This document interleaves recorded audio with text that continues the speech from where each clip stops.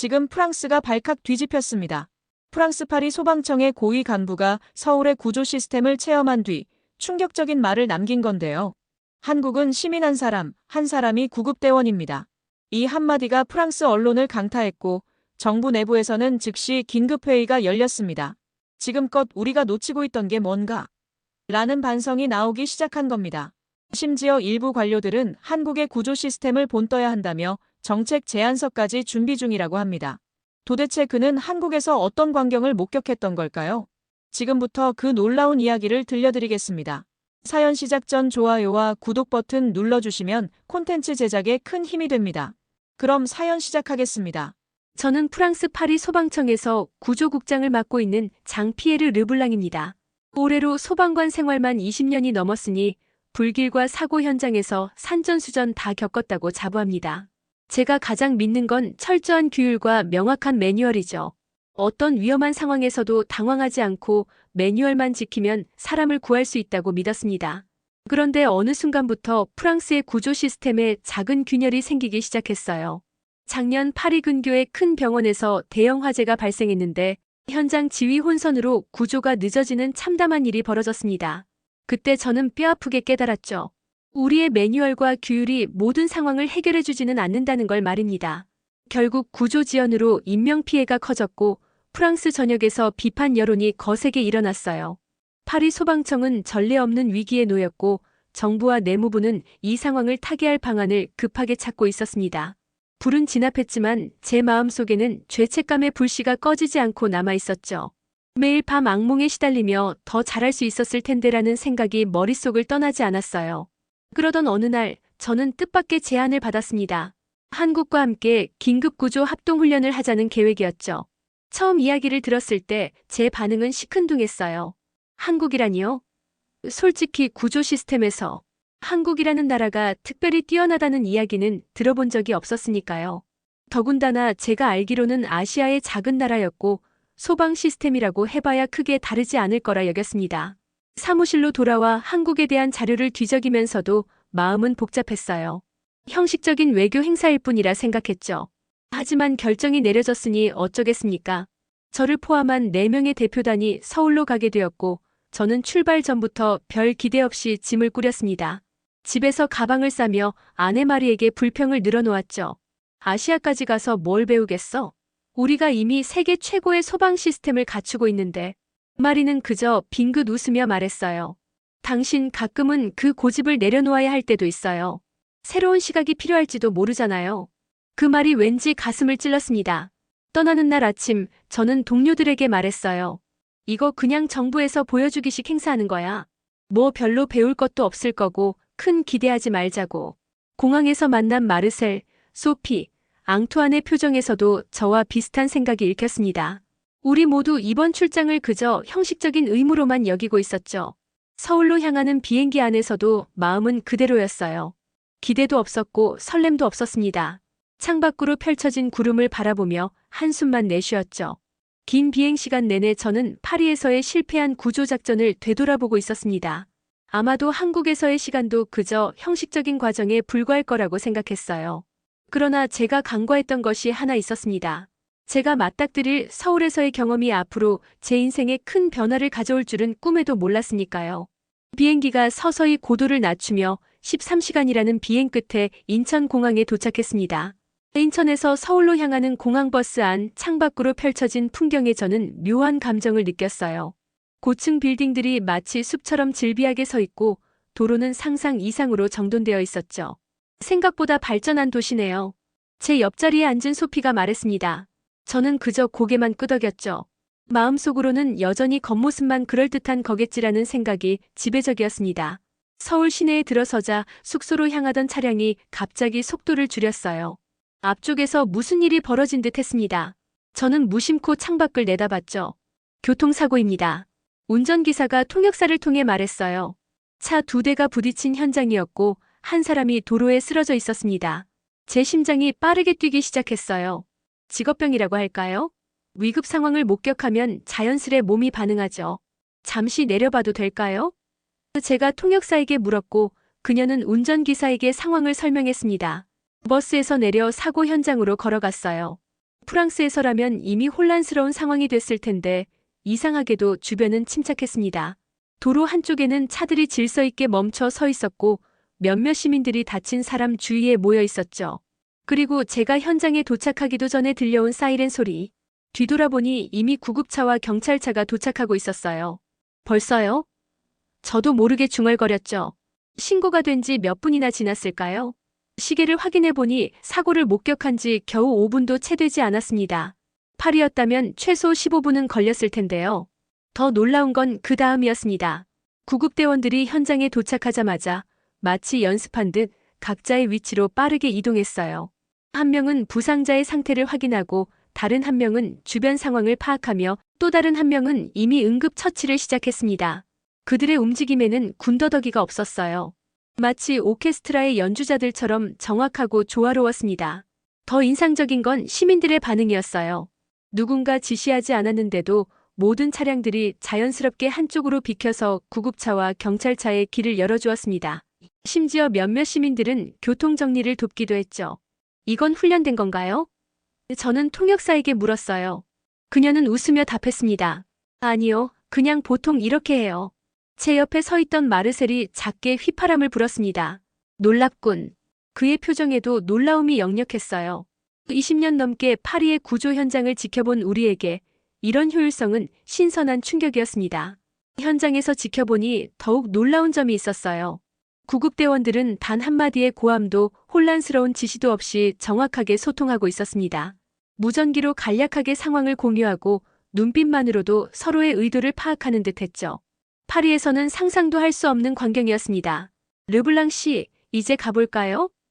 통역사의 말에 저는 정신을 차렸어요.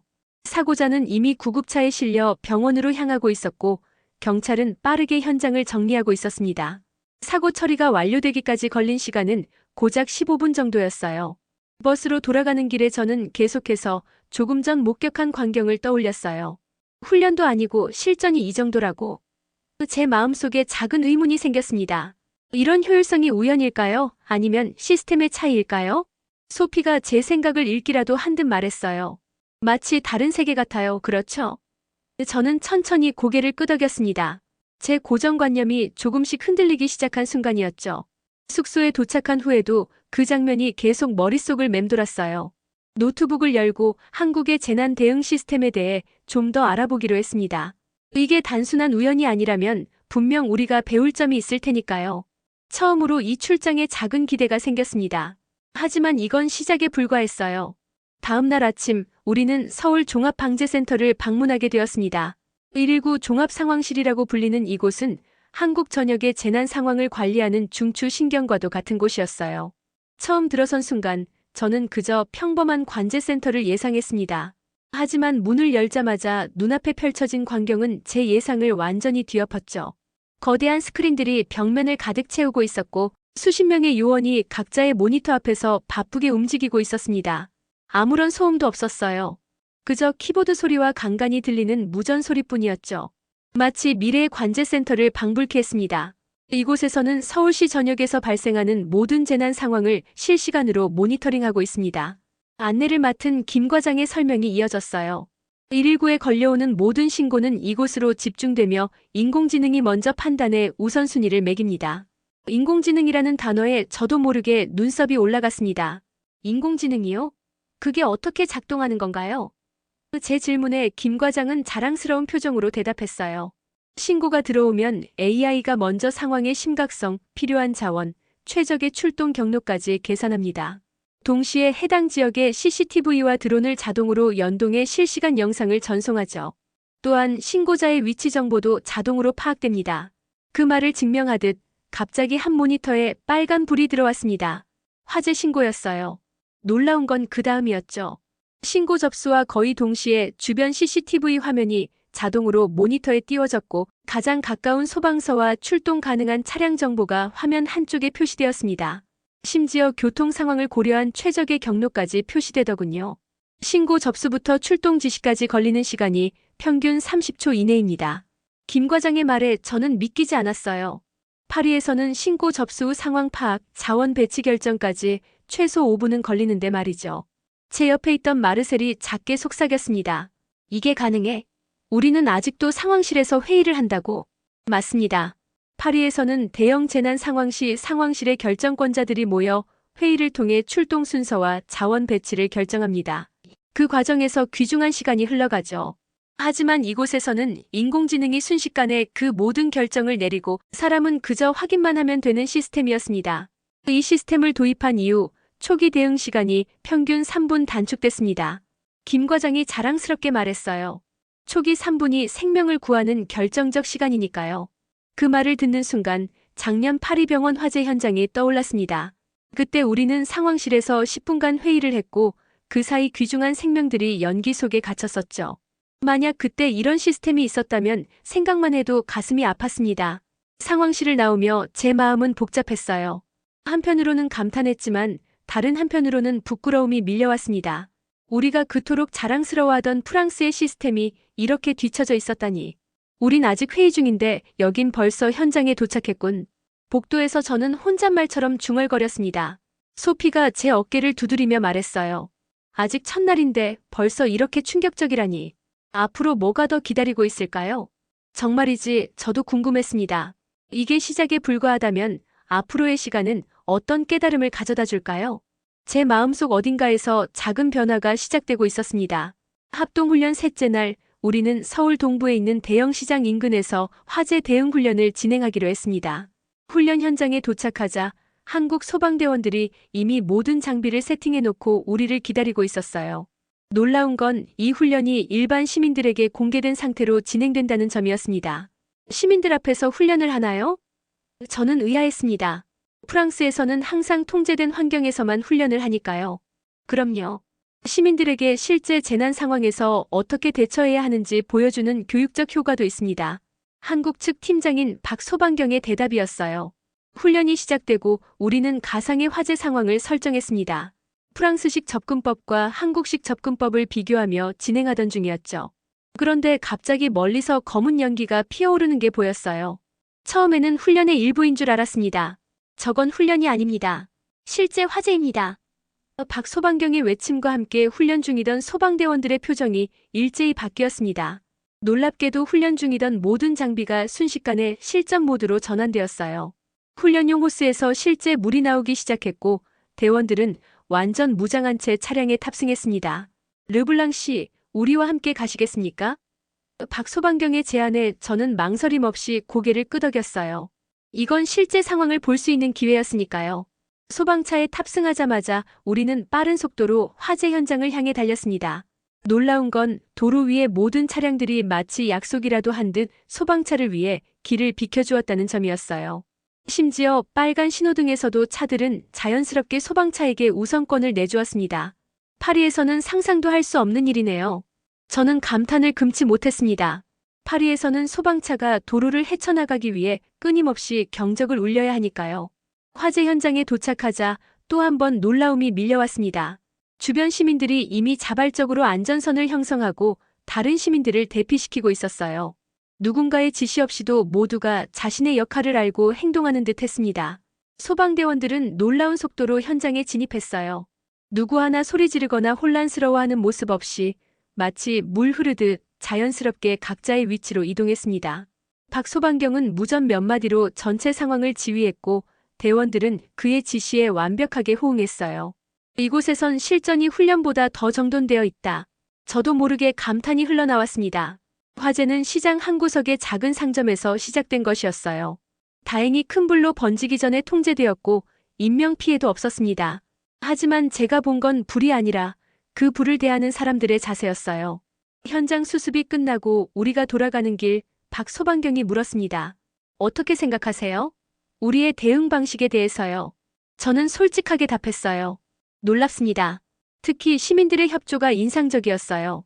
마치 모두가 소방대원인 것처럼 행동하더군요. 박소방경은 미소를 지었습니다. 그게 바로 우리가 추구하는 방향입니다. 재난 대응은 소방대원만의 일이 아니라 모든 시민이 함께하는 것이니까요. 그 말이 제 마음에 깊이 새겨졌습니다. 프랑스에서는 언제나 전문가에게 맡기라는 메시지를 강조해왔어요. 하지만 그로 인해 시민들은 재난 상황에서 방관자가 되어버렸죠. 반면 이곳에서는 모든 시민이 재난 대응의 일원으로 행동하고 있었습니다. 숙소로 돌아와 오늘의 경험을 노트에 정리하며 저는 깊은 생각에 빠졌어요. 우리의 시스템은 뭐가 다를까? 기술? 장비? 교육? 그러다 문득 깨달았습니다. 차이는 사람에게 있었어요. 시스템을 움직이는 사람들, 그리고 그 시스템에 반응하는 시민들에게 있었습니다. 앙투안이 갑자기 제 생각을 방해했어요. 르블랑, 오늘 본 것에 대해 어떻게 생각해? 정말 놀라웠지? 저는 고개를 들어 그를 바라보며 진심을 담아 대답했습니다. 우리가 배워야 할 것이 많아. 생각보다 훨씬. 그날 밤 저는 처음으로 우리 시스템이 옳다는 고정관념에서 벗어나기 시작했습니다. 변화는 이미 시작되고 있었어요. 훈련 사흘째, 저는 서울 시내 소방서들을 둘러보는 일정이 있었습니다. 도시 곳곳에 위치한 소방서들을 방문하며 저는 또 하나의 특이점을 발견했어요. 바로 소방차 전용 도로와 소화전 주변에 관한 것이었습니다. 이건 정말 놀랍네요. 제가 말했습니다. 소방서 앞 소방차 전용 출동로에 차 한 대도 없는 모습을 보며 감탄했죠. 파리에서는 상상도 할 수 없는 광경이었어요. 이 도로에는 항상 차가 없나요? 안내를 맡은 이 소방관이 고개를 끄덕였습니다. 네, 이곳은 소방차 전용 도로라 주차가 금지되어 있어요. 대부분의 시민들이 이 규칙을 잘 지킵니다. 저는 믿기지 않았어요. 파리에서는 소방서 앞이라도 주차 공간이 비어 있으면 누군가 반드시 차를 대놓습니다. 소방차가 출동할 때마다 겪는 가장 큰 어려움 중 하나가 바로 불법 주차 차량들을 피해 나가는 일이었죠. 벌금이 매우 높은가요? 저는 물었습니다. 이렇게 철저히 규칙을 지키는 데는 분명 강력한 처벌이 있을 거라 생각했거든요. 벌금도 있지만 그것보다는 시민의식의 문제입니다. 이 소방관이 대답했어요. 우리는 어릴 때부터 소방차 길을 막으면 누군가의 생명을 위험에 처하게 할 수 있다고 배웁니다. 그래서 대부분 자발적으로 규칙을 지키죠. 그의 말을 듣고 있자니 문득 파리에서 있었던 한 사건이 떠올랐습니다. 작은 아파트 화재 현장에 도착했을 때 소화전 앞에 주차된 차 때문에 진입이 지연되어 노인 한 분이 목숨을 잃었던 사건이었어요. 그때 제가 얼마나 분노했었는지, 하지만 그런 일이 반복되는 것을 막지는 못했죠. 이 소방관의 안내로 우리는 도심 한복판으로 이동했습니다. 번화가 한가운데 위치한 소화전 주변에도 차 한 대 없이 깨끗하게 비워져 있었어요. 빨간 선으로 명확하게 표시된 소화전 구역은 마치 보이지 않는 벽이라도 있는 듯 완벽히 보호되고 있었습니다. 이건 정말 놀랍네요. 제 감탄이 이어졌습니다. 파리에서는 주차 공간만 보이면 규칙 같은 건 신경 쓰지 않거든요. 특히 도심에서는요. 이 소방관은 미소를 지었어요. 처음부터 이랬던 건 아닙니다. 우리도 오랜 시간 교육과 캠페인을 통해 이런 문화를 만들어냈어요. 특히 실제 사례를 통해 시민들에게 소방차 길 터주기의 중요성을 알려왔죠. 그의 말에 저는 깊은 생각에 빠졌습니다. 결국 시스템의 차이는 법이나 규제의 차이가 아니라 그것을 받아들이는 시민들의 인식 차이였던 거죠. 한국 시민들은 소방차 길 터주기가 단순한 규칙이 아니라 누군가의 생명과 직결된 문제임을 인식하고 있었습니다. 저는 한 걸음 더 나아가 물었어요. 그럼 실제 화재 상황에서 시민들은 어떻게 대응하나요? 소방차가 오면 다들 길을 비켜주나요? 그럼요. 이 소방관이 자신 있게 대답했습니다. 출동 사이렌을 들으면 대부분의 운전자들이 자발적으로 차를 한쪽으로 비켜 세우고 소방차에게 길을 터줍니다. 심지어 자동차 매매 시에도 소방차 길 터주기에 대한 교육을 받을 정도예요. 그 말을 듣는 순간 제 머릿속에 작은 깨달음이 찾아왔습니다. 이 작은 질서 하나가 구조 전체를 가능하게 하다니. 소방차가 1분만 늦어도 화재는 2배로 커지고 인명구조의 골든타임은 순식간에 사라집니다. 그런데 이곳에서는 그 귀중한 시간을 시민들이 함께 지켜주고 있었어요. 소방서로 돌아오는 길에 저는 창밖으로 도시의 풍경을 바라보며 생각했습니다. 눈에 보이는 건물들, 도로, 시설물들은 파리와 크게 다르지 않았어요. 하지만 그 안에 살아 숨쉬는 사람들의 의식은 완전히 달랐습니다. 그리고 그 차이가 결국 생명을 구하는 결정적인 요소였던 거죠. 놀랐나요? 이 소방관이 제 생각을 읽기라도 한 듯 물었습니다. 저는 솔직하게 대답했어요. 네, 매우요. 이런 시민의식은 어떻게 만들어진 건가요? 시간이 걸렸죠. 하지만 무엇보다 중요한 건 시민들이 스스로 참여하게 만드는 겁니다. 소방관과 시민이 서로를 신뢰하고 함께 안전을 만들어간다는 인식이요. 그 말이 제 마음에 깊이 새겨졌습니다. 파리로 돌아가면 꼭 시도해봐야겠다는 생각이 들었어요. 아마도 우리에게 필요한 건 더 좋은 장비나 첨단 기술이 아니라 시민들의 마음을 움직이는 방법이었던 것 같습니다. 다음 날 우리는 서울 북부에 위치한 주택가에서 화재 대피 훈련을 참관하게 되었습니다. 이번에는 특별히 주민 참여형 훈련이라고 했어요. 현장에 도착하자 놀라운 광경이 펼쳐졌습니다. 어린아이부터 노인까지 모든 연령대의 주민들이 훈련에 참여하고 있었거든요. 이렇게 많은 시민들이 자발적으로 참여하나요? 저는 통역사에게 물었습니다. 파리에서는 의무 훈련도 참석률이 저조한데 말이죠. 네, 대부분의 주민들이 적극적으로 참여합니다. 특히 이 지역은 소방서와 협력하여 시민 소방단을 운영하고 있어요. 시민 소방단. 그 말이 제 귀에 신선하게 들렸습니다. 전문 소방대원이 아닌 일반 시민들이 기본적인 소방 교육을 받고 재난 발생 시 초기 대응을 담당한다는 개념이었어요. 훈련이 시작되자 저는 또 한 번 놀라움을 금치 못했습니다. 시민들의 움직임이 너무나 체계적이었거든요. 화재 경보가 울리자 각 가정에서는 미리 준비된 대피 가방을 들고 질서정연하게 모여들었습니다. 노인과 어린이를 우선적으로 안전한 곳으로 이동시키는 모습도 인상적이었어요. 더 놀라운 건 그 다음이었습니다. 몇몇 주민들이 실제로 소화기를 들고 나와 초기 화재 진압을 시도하는 훈련을 했어요. 그것도 아주 능숙하게 말이죠. 이분들은 모두 소방 교육을 받은 건가요? 제가 물었습니다. 박 소방경이 대답했어요. 기본적인 소방 교육은 학교에서부터 시작됩니다. 하지만 이분들은 특별히 시민 소방단 교육을 추가로 받으신 분들이에요. 심폐소생술부터 초기 화재 진압까지 실제 상황에서 할 수 있는 모든 것을 훈련받습니다. 그 순간 저는 첫날 한국에서 마주쳤던 한 장면이 떠올랐어요. 교통사고 현장에서 구급대원이 도착하기 전 한 시민이 이미 부상자에게 응급처치를 하고 있었던 모습이었습니다. 그때는 우연이라고 생각했는데 이제 보니 그것은 시스템의 일부였던 거죠. 박 소방경이 계속해서 설명했습니다. 우리는 4분의 법칙을 중요하게 생각합니다. 심장이 멈추면 4분 안에 심폐소생술이 시작되어야 하고 화재는 4분 안에 초기 진압이 이루어져야 피해를 최소화할 수 있죠. 하지만 소방대원이 항상 4분 안에 도착할 수는 없어요. 그래서 시민들이 그 빈틈을 메워주는 겁니다. 그 말이 제 가슴에 깊은 울림을 주었습니다. 4분. 생명과 죽음을 가르는 짧은 시간, 그 귀중한 시간을 시민들이 함께 지켜내고 있었던 거예요. 훈련이 끝난 후 주민들은 자연스럽게 카페로 모여들었습니다. 그리고 놀랍게도 카페 주인이 소방대원들에게 무료로 커피를 건네는 모습이 보였어요. 이것도 훈련의 일부인가요? 제가 물었습니다. 박 소방경이 웃으며 고개를 저었어요. 아니요, 이건 그냥 일상입니다. 많은 상점들이 출동 중인 소방대원들에게 음료나 간식을 제공해요. 특별한 규정이 있는 건 아니고 그저 감사한 마음을 표현하는 방식이죠. 저는 그 말을 듣고 잠시 말을 잃었습니다. 파리에서는 상상도 할 수 없는 광경이었으니까요. 때로는 소방차가 지나가면 짜증을 내는 시민들도 있는데 이곳에서는 오히려 감사를 표현하고 있었습니다. 훈련장을 떠나며 저는 마르셀에게 말했어요. 이건 단순한 재난 대응 시스템이 아니야. 이건 사회 전체가 하나로 움직이는 유기체 같은 거야. 마르셀이 고개를 끄덕였습니다. 맞아.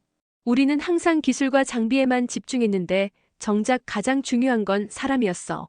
그 말에 저는 깊이 공감했어요. 우리는 늘 최신 장비를 도입하고 매뉴얼을 업데이트하는데 집중했습니다. 하지만 정작 그 시스템을 움직이는 사람들, 그리고 그 시스템이 보호해야 할 시민들과의 관계는 소홀히 했던 거죠. 숙소로 돌아오는 길에 저는 창밖으로 서울의 풍경을 바라보며 생각했습니다. 이건 시민의 품격이다. 법이 아니라 마음이 움직이는 질서. 그렇게 저는 서서히 깨닫고 있었어요. 진정한 재난 대응 시스템의 핵심은 기술이나 장비가 아니라 시민 한 사람 한 사람의 의식과 참여였다는 것을요. 그리고 그 깨달음은 제 마음속에 작은 변화의 씨앗을 심고 있었습니다. 파리로 돌아가면 무엇을 바꾸어야 할지 이제 조금씩 그림이 그려지기 시작했어요. 합동훈련이 2주 차에 접어들면서 우리는 경기도의 주요 소방서 내부 시설을 둘러보는 시간을 가졌습니다. 처음에는 그저 형식적인 투어라고 생각했어요. 장비실, 차고, 사무실, 뭐 특별할 것 없는 일상적인 시설들이겠거니 했죠. 하지만 역시나 한국은 제 예상을 빗나갔습니다. 소방서의 문을 열고 들어서자 가장 먼저 눈에 띈 것은 깨끗하고 정돈된 내부 환경이었어요. 비상 출동을 위한 장비들이 완벽하게 정리되어 있었고 모든 것이 효율을 위해 배치되어 있었습니다. 하지만 그것보다 더 놀라운 것은 그 다음이었죠. 이쪽은 우리 대원들의 회복 공간입니다. 박 소방경이 안내한 곳은 제가 상상하지 못했던 공간이었어요. 넓고 쾌적한 샤워실과 휴게실, 그리고 깔끔하게 정돈된 수면실까지, 심지어 작은 헬스장까지 갖추고 있었습니다. 모든 소방서가 이런 시설을 갖추고 있나요? 제가 물었습니다. 네, 기본적인 회복시설은 모든 소방서에 있습니다. 출동 후 대원들의 심신 회복이 무엇보다 중요하니까요. 그의 말에 저는 잠시 생각에 잠겼어요. 파리의 소방서들은 어떤가? 대부분 오래된 건물에 기본적인 시설만 갖추고 있었죠. 휴게 공간이라고 해봐야 작은 테이블 몇 개와 자판기가 전부였어요. 대원들의 회복? 그건 각자의 몫이었죠. 작은 방 하나가 더 있었는데 문에는 심리 상담실이라고 적혀 있었어요. 이건 뭔가요? 제가 물었습니다.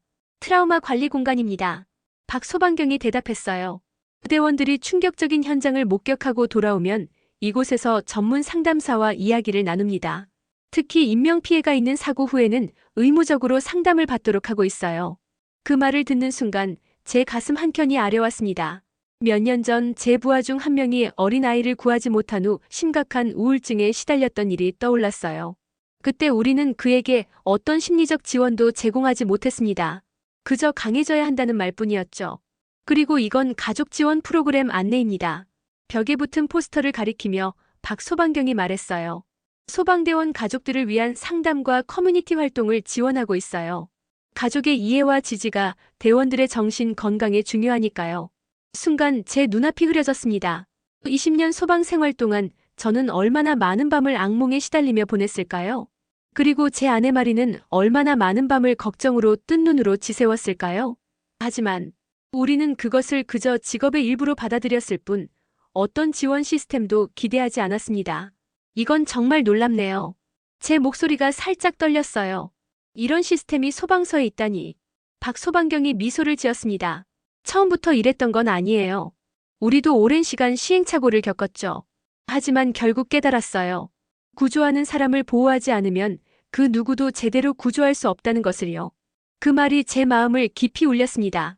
우린 구조만 생각했지 구조하는 사람은 잊고 있었다. 저도 모르게 중얼거렸어요. 그동안 우리는 매뉴얼과 장비, 기술에만 집중했을 뿐 그것을 운용하는 사람들의 마음은 돌보지 않았던 겁니다. 투어를 마치고 나오면서 저는 이 소방경에게 물었어요. 이런 시스템이 대원들의 성과에 실제로 영향을 미치나요? 물론이죠.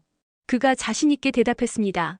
심신이 건강한 대원이 더 효율적으로 일하고 더 오랫동안 현장을 지킬 수 있어요. 게다가 이직률도 크게 줄었고요. 그 말을 들으며 저는 파리 소방청의 높은 이직률을 떠올렸습니다. 많은 젊은 대원들이 몇 년 근무 후 번아웃을 겪고 떠나갔죠. 그들을 붙잡기 위해 우리가 한 일은 무엇이었을까요? 더 엄격한 규율과 더 많은 훈련뿐이었을까요? 숙소로 돌아오는 길, 저는 깊은 생각에 잠겼습니다. 한국의 소방 시스템은 단순히 효율적인 구조 매뉴얼이나 첨단 장비에만 의존하는 것이 아니었어요. 그것은 사람을 중심에 둔 총체적인 시스템이었습니다. 구조되는 사람뿐만 아니라 구조하는 사람까지 배려하는 시스템이었죠. 그날 밤 저는 오랜만에 아내 마리에게 영상 통화를 걸었습니다. 그동안 보고 느낀 것들을 진심을 담아 이야기했어요. 마리는 제 눈빛이 달라졌다고 말했습니다. 오랜만에 보는 열정과 희망이 제 눈에 깃들어 있다고요. 그래, 뭔가 변했어. 저는 솔직하게 대답했습니다. 이곳에서 나는 새로운 가능성을 보고 있어. 우리가 돌아가면 무엇을 바꿀 수 있을지에 대한 희망 말이야. 마리의 미소가 스크린을 통해 전해졌어요. 오랜만에 듣는 말이네요. 당신다운 모습이 돌아온 것 같아 기뻐요. 그 말을 들으며 저는 깨달았습니다. 저 자신도 이 여정을 통해 회복되고 있었던 거예요. 마치 한국의 소방대원들이 그들만의 회복 공간에서 치유되듯이 저 역시 이 경험을 통해 오랫동안 잃어버렸던 열정과 희망을 되찾고 있었습니다. 합동훈련 마지막 주, 우리는 서울역 인근에서 실제 구조 상황을 참관할 기회가 생겼습니다. 그곳에서 저는 한국 구조 시스템의 진정한 모습을 목격하게 되었어요. 서울역 지하철 플랫폼에서 공공안전 교육을 받던 중이었습니다. 갑자기 멀리서 소란스러운 소리가 들려왔어요. 중년 여성 한 분이 갑자기 쓰러진 것 같았습니다. 저는 반사적으로 그쪽으로 뛰어갔지만 이미 몇몇 시민들이 여성 주변에 모여 있었어요. 그런데 놀라운 광경이 펼쳐졌습니다. 한 젊은 남성이 즉시 여성의 상태를 확인하기 시작했고 다른 사람은 바로 119에 신고를 했습니다. 그리고 또 다른 시민은 주변 사람들에게 공간을 확보해달라고 요청하고 있었어요. 모두가 마치 전문 구조대원처럼 행동하고 있었습니다. 이분은 심정지 상태인 것 같아요. 젊은 남성이 말했고 즉시 심폐소생술을 시작했습니다. 그의 손동작은 전문가 못지않게 정확했어요. 다른 시민은 재빨리 주변에서 자동제 세동기를 가져왔습니다. 무슨 일인가요? 통역사가 제게 물었습니다. 저는 그저 고개만 끄덕였어요. 너무나 놀라워 말을 잇지 못했습니다. 119 신고했어요. 곧 올 거예요. 누군가가 말했고 실제로 불과 3분 후에 구급대원들이 현장에 도착했습니다. 그들이 도착하자 CPR을 하던 시민은 자연스럽게 물러나며 상황을 설명했어요. 4분 전에 갑자기 쓰러지셨고 맥박이 없어 바로 CPR 시작했습니다. 약 3분간 지속했고 자동제 세동기는 방금 도착했습니다. 구급대원은 고개를 끄덕이며 즉시 전문적인 응급처치를 시작했습니다. 그리고 놀랍게도 시민들은 자연스럽게 주변을 정리하고 구급대원을 위한 공간을 만들어 주었어요. 그 순간 저는 한 구급대원의 눈빛을 보았습니다. 그의 눈에는 자신감과 결의가 넘쳐났어요. 그것은 혼자가 아니라는 확신, 이 모든 시민들과 함께 생명을 구한다는 자부심이 담긴 눈빛이었습니다. 동시에 CPR을 했던 시민의 손끝을 바라보았어요. 그의 손은 여전히 약간 떨리고 있었지만 그 안에는 뚜렷한 책임감이 있었습니다. 그는 단순한 행인이 아니라 구조 시스템의 일부였던 겁니다. 이런 시민들이 많은가요? 제가 자리를 비켜주며 박 소방경에게 물었습니다. 네, 많이 있습니다. 우리는 매년 수만 명의 시민들에게 기본 응급처치 교육을 제공하고 있어요. 학교에서부터 직장까지 가능한 많은 사람들이 생명을 구하는 법을 알게 하는 것이 우리의 목표입니다. 그의 말을 들으며 저는 잠시 상상했습니다. 파리의 모든 시민들이 CPR을 할 수 있다면, 모든 학생들이 화재 시 대피 요령을 정확히 알고 있다면, 또 운전자들이 소방차를 위해 자발적으로 길을 비켜준다면 그 세계는 얼마나 더 많은 생명을 구할 수 있을까요? 환자는 다행히 빠르게 안정을 찾았고 구급차에 실려 병원으로 향했습니다. 주변이 다시 조용해지자 저는 박 소방경에게 말했어요. 정말 놀라워요. 시민들의 대응이 너무 체계적이었어요. 박 소방경이 미소를 지었습니다. 이게 우리가 추구하는 전 국민 안전망입니다. 소방대원만으로는 모든 응급 상황을 커버할 수 없어요. 하지만 시민들이 함께한다면 그 어떤 재난도 이겨낼 수 있죠. 그 말이 제 가슴에 깊이 박혔습니다. 전 국민 안전망. 그것은 단순한 구호가 아니라 제가 지난 2주간 목격한 모든 것의 핵심이었어요. 소방차 길 터주기, 소화전압 불법 주차 금지, 시민 CPR, 그리고 소방대원을 위한 커피 한 잔까지 모든 것이 하나로 연결된 거대한 안전망이었던 겁니다. 서울역을 떠나는 길에 저는 조용히 중얼거렸어요. 이건 매뉴얼로 만든 시스템이 아니다. 이건 움직이는 마음이 만든 구조다. 한국은 시민 한 사람 한 사람이 구급대원인 나라다. 그날 밤 숙소에서 저는 파리로 돌아갈 준비를 하며 지난 한 달간의 경험을 정리했습니다. 처음에는 아무런 기대 없이 왔던 한국에서 저는 전혀 예상치 못한 깨달음을 얻었어요. 단순히 새로운 장비나 기술을 배우러 왔던 것이 아니라 구조의 본질을 다시 생각하게 된 여정이었습니다. 노트북을 열고 귀국 후 보고서에 첫 문장을 적었습니다. 파리 소방청이 배워야 할 것은 더 빠른 소방차나 더 강력한 장비가 아닙니다. 그것은 시민들의 마음을 움직이는 법, 그리고 모든 사람이 구조의 일원이 되게 하는 문화입니다. 창밖으로 서울의 밤 풍경을 바라보며 저는 확신했습니다. 이 여행은 제 인생의 전환점이 될 것이라고. 그리고 언젠가 파리에서도 시민 한 사람 한 사람이 구조의 일부가 되는 날이 올 것이라고 말이죠. 이제 제 마음속에는 더 이상 회의감이 없었습니다. 오직 희망과 결의, 그리고 변화에 대한 열정만이 가득했어요. 한국의 구조 시스템이 제게 준 가장 큰 선물은 바로 이것이었습니다. 진정한 구조는 매뉴얼이 아니라 마음에서 시작된다는 깨달음이란 것을요. 지금까지 긴 이야기 들어주셔서 진심으로 감사드립니다. 저의 이야기가 여러분께 새로운 시각을 줄 수 있었기를 바랍니다. 오늘의 이야기가 마음에 와닿았다면 구독과 좋아요를 눌러주세요. 다음에도 더욱 흥미로운 이야기로 찾아뵙겠습니다. 감사합니다.